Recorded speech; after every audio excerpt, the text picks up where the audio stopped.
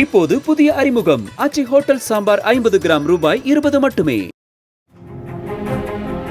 தமிழகத்தின் நலன் வேண்டி தன்னைத்தானே வருத்திக் கொள்ளும் அண்ணாமலையை பாராட்ட மனமில்லாமல் அவர் செய்யும் நல்லவற்றை கட் செய்து காண்பிக்கும் சுவிட்ச் திமுக அரசின் கையில் உள்ளதாக இசையமைப்பாளர் கங்கை அமரன் குற்றம் சாட்டியுள்ளார். அதே மாதிரி இந்த மாதிரி திட்டத்தை வச்சிருக்காங்க, இந்த மாதிரி ஆட்சி அமையக்கூடாது, வேற யாராவது நல்லது வரணும்னு சொல்லி ஒரு வேண்டுதலோடு போறாங்க. அது இந்த வருஷம் பண்ணணுமோ, அடுத்த வருஷம் பண்ணணுமோ, அதுக்கு அடுத்த வருஷம் பண்ணணும், அது நமக்கு தெரியாது, ரிசல்ட் தெரியாது.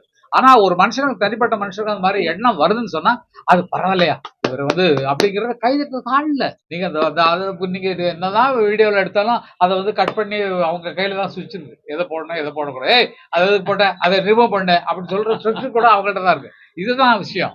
இப்போது புதிய அறிமுகம் ஆச்சி ஹோட்டல் சாம்பார் 50 கிராம் ரூபாய் 20 மட்டுமே.